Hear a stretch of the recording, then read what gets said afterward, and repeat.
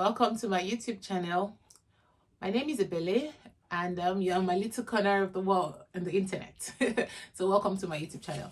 For those who are watching this video for the first time, thank you, welcome. And for the new subscribers, I saw a couple.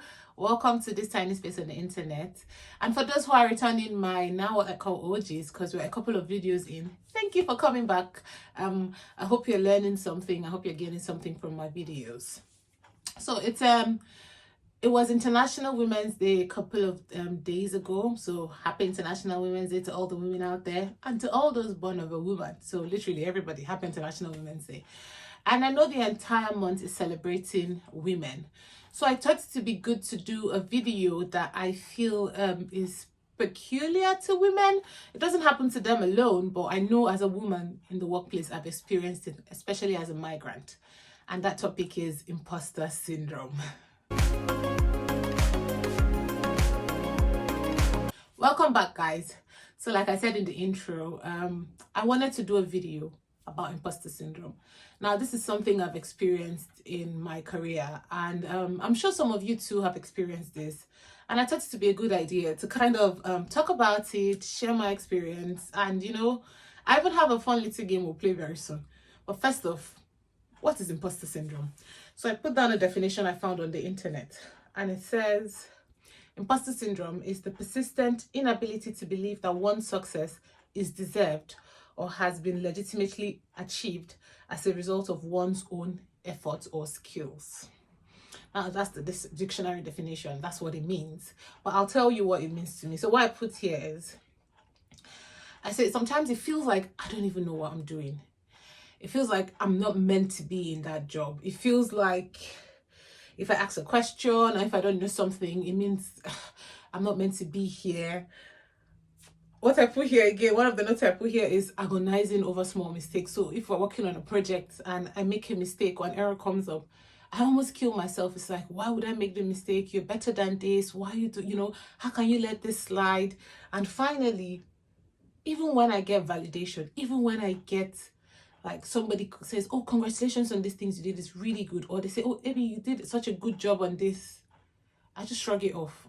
I downplay like my successes and everything. I just like, it's just that little thing, or it wasn't that hard. Why are people making a fuss about it? So to me, imposter syndrome is that feeling like I don't belong in the room, feeling like, even when I do put in the work, it's not enough, or beating myself up over just small mistakes. And imposter syndrome can mean different things to different people, but that's the general thing. When you think your skills and everything, you kind of just disregard them and think you're not good enough. Please tell me in the comment section if you've ever felt like this in your workplace. As a migrant, especially when I came and I changed field, oh my God, I suffered and I still suffer from imposter syndrome. It's still something in progress. And I don't know if any of you feel like this, male or female, like if this is something you struggle with. And if it is, like I said, share a story in the comment section. Don't leave me alone. Don't make me feel like I'm the only one suffering from imposter syndrome. So share in the comment section. Let's talk to each other. Let's chat about this. So I was thinking for this we could play a game. I don't know if you've heard. I'm positive you've heard of it, but let's see. Put your finger down is a game, and I have a couple of questions.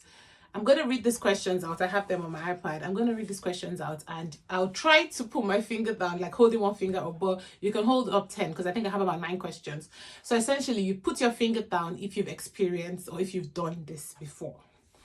So let's go. Let's play the put your finger down imposter syndrome or phrases that I use to undermine myself. So I'm going to put one hand and try to read it. So put your finger down if you've said this. Probably a stupid question, but put your finger down if you think you should already know something, even when it's unexpected. The truth is we can't know everything. So put your finger down if you think, I should have known this, I should have been aware of this. Put your finger down if you think you should anticipate problems before it occurs. This is like maybe you're working on a project and something just comes out of the blue. And you're like, you're killing yourself. Like, why didn't I know this was going to come? The truth is we don't know everything. Put your finger down if you say, sorry, can I ask a question? I'm so guilty. I'm almost done with my hand. Put your finger down if you say, I should understand it like everyone else.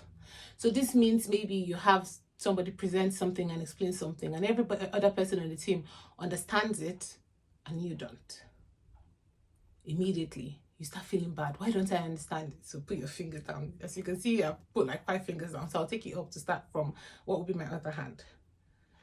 Put your finger down if you think eventually everybody will realize I'm a fraud and I don't deserve to be in this position. Put your finger down if you stop yourself from putting your ideas forward because they say, oh, this is always how we've done it, so you don't put your idea forward. And this happens in organizations that are older, where they always have a way of doing things. Put your finger down if when you explain something, you ask them, does this make sense? I mean, give the people an opportunity to see if it makes sense or not. And then this one is for my migrants, those who have left their country, their home country, and gone to another country. Put your finger down if you apologize about your accent. I literally had all my fingers down for everything. I didn't put my finger down for the accent one because it's kind of something I've stopped doing. But how many fingers do you have down? I'll be interested to know, like, how many of these points I raised have you, done, or phrases you've used kind of to undermine yourself. Just put them in the comment section so I know I'm not alone. And the truth is, a lot of us go, and there are different more questions. I just put ones that resonated with me. And once I saw, I had attended a seminar about imposter syndrome, and I took some of their questions because it really did resonate with me. And I wonder if there are some of us in our different professions where whatever you do, and this is both male and female, who have experienced something like this before, who have gone through some of this, or who have used some of these phrases to undermine themselves.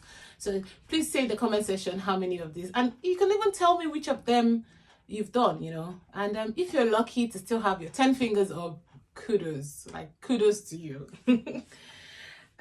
So one thing I thought about when I was thinking of imposter syndrome is, what if you don't even know if you have imposter syndrome? Like, what are the characteristics? I put some points down here. Having severe self-doubt. So you're always doubting yourself.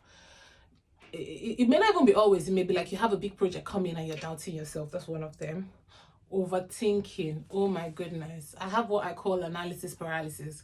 Maybe I get a task to do and I keep analyzing, how do I go about this? And I end up spending so much time thinking about the task rather than even starting. And I must say, sometimes it leads to procrastination. It leads to me pushing this task going up until the deadline and then beating myself up for pushing this task till then. I don't know if any of you do this. Another of the characteristics is feeling anxious. Oh my God. Let's say you finally put some time down and done this activity, and then it's time to present and you're so anxious, you're almost shaking, like literally shaking. This is one of the characteristics of imposter syndrome. Being an overachiever. I'm going to come back to that point. Self-criticism. Oh my God, I can't speak English. Self-criticism and downplaying one's success. Now, there's so many more characteristics. Well, I put these ones because they're kind of like the main front and center one. While I did a little bit of research about imposter syndrome, and I found out that there are different types. I'm going to put a link in the description box to an article that I saw, and it's not my article. I found this while doing research, and they kind of break down the types, and you can also see why you may have imposter syndrome. But I thought it would be good to kind of discuss a couple of points that actually cause imposter syndrome. And for immigrants, one of the major one is family upbringing.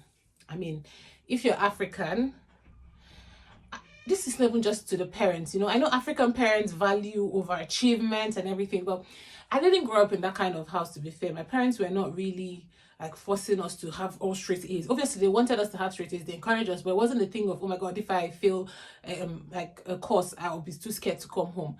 But even the society, the community we live in values overachievement. And then talk more even leaving your home country where you felt safe, where you felt like, big fish in a small pond. You grew up there, you're confident there. And then you come to a different country, there's language barrier. And even moving from Nigeria to the UK, where you think we all speak English, they have accents.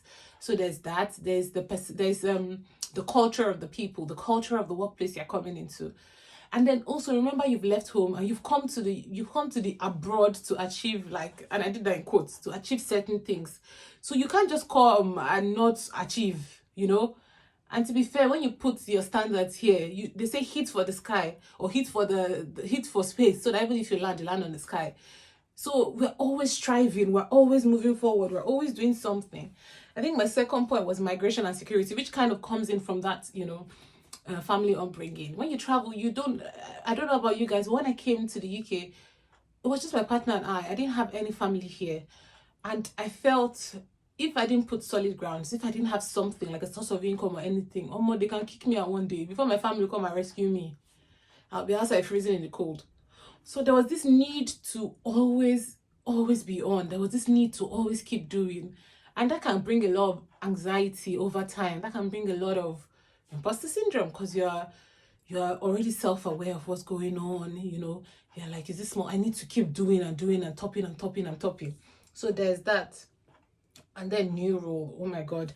This is one that really resonates with me. They said, especially when trying out new roles or transitioning, there's a pressure to achieve. So, I mean, I wasn't born a BA and I didn't study that in school. So I had to transition into becoming a business analyst. And I suffered so much from imposter syndrome.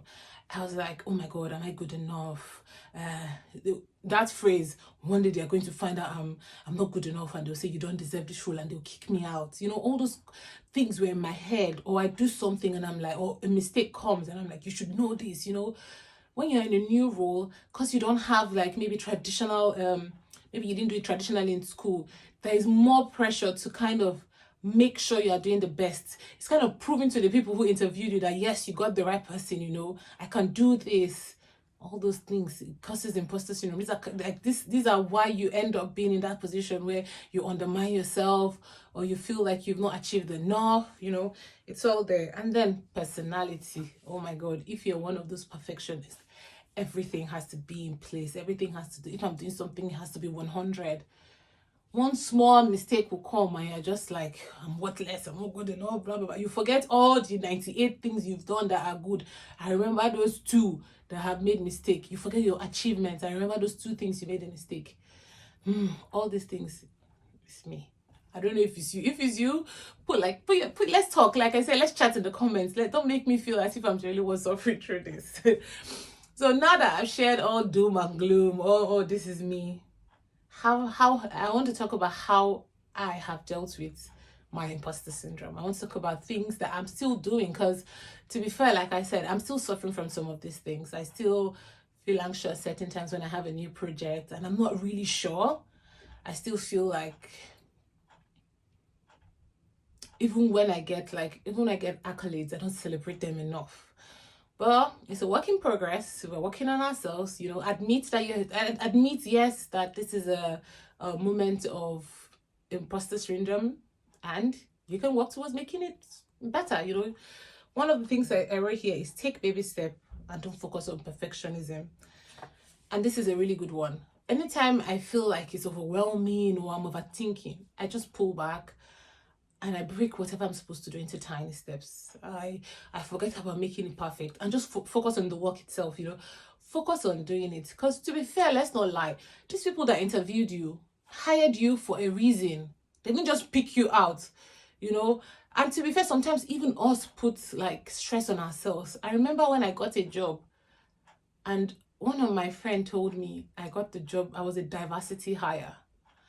And for some time, I actually believed them. I was like, oh my God, I'm a diversity hire, so I had to prove myself. And then I thought of it, I was like, surely you must have skill for them. They cannot just pay you to be there. You have a role and they expect you to do that role, whether irrespective of your color, you know. So sometimes those things get into our head. So what I do is I pull back and I take baby steps. I try to make sure I forget about making sure my work is perfect and first just focus on doing the work. That has helped me very well. I question my thoughts. This is another point. I ask myself, why do you think like this? Why do you think you're not meant to be here? You worked hard for it. You saw this role and you applied. You knew you're capable. And every day you're doing things and you're achieving them. So why do you think you're not meant to be here?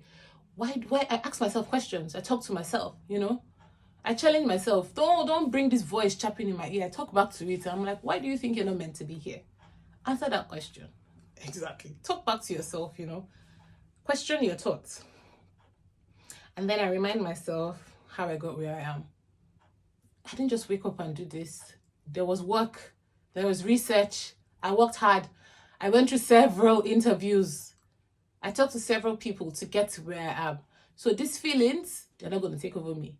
These feelings of like, I'm not meant to be here. This feeling of my work is not good enough. This feeling of, oh, I made a mistake, so drop down and die. They're not enough. I'm not doing that.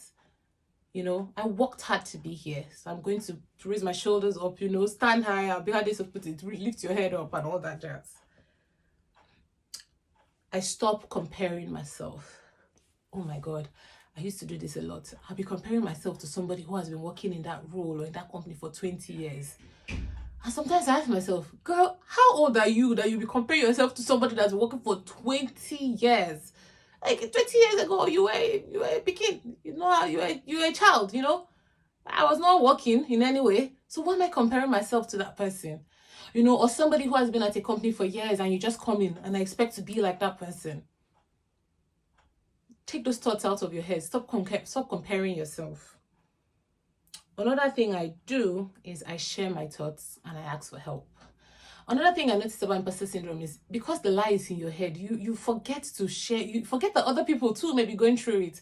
I remember I had a situation when I was in a meeting and I said something and someone talked over me. Like they just kind of ignored my points and talked over me. And that made me retreat and I just kept quiet because I felt the point I'd raised, you guys don't find it valuable. So I just felt I pulled back and I wasn't sharing anything. And then randomly, a couple of days later, I was talking to my colleague who was also in that meeting. And she complained how she felt inadequate and she felt like she had points in her head, like she didn't know what she was doing in the meeting. I was like, oh my God, you felt like that? I felt worse. I stopped sharing because I said something and nobody acknowledged. And she was like, no, I heard you. And I noted your point down. And I was like, wait, do you mean to tell me you were feeling how I was feeling, but for different things? She was like, yeah, she felt like she didn't know anything and she just kept on asking questions like why couldn't she get it? And I was like, you see, sharing your thoughts sometimes just makes you understand that it's not just you in this whole thing. And I can tell you she has years of experience above me in the field we were in and in the company we were in. So it felt good to, first of all, know that I'm not alone. It felt good to know that she actually even heard me. Because sometimes, let's just say some people talk over you. No bash to the other sex, but it was a man. But the person I was talking to was a lady, so we could relate on it and we talked about it, and we kind of helped each other. And from what I understood, I explained to her, and from the suggestions I made, she explained, oh, this is true, and we kind of just shared our thoughts on it, and it made me feel good, I must say.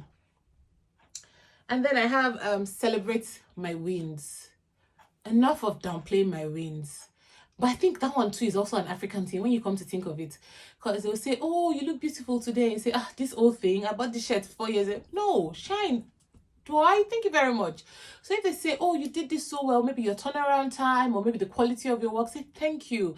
In fact, now what I do is I write it down, I keep notes so that I can use it when one, I want to negotiate salary, or two, I want to apply for a promotion. I'm going to talk about that one in a bit, but put that aside. We'll talk about that in another video. And celebrate your wins. And finally, have a mentor. And this mentor one is kind of tricky, especially not tricky. This one I'll say is specific to kind of if you are transitioning or you start a new role that you've not done before. I mean, having a mentor one grounds you. You have somebody you can share your thoughts with again, so it's dual.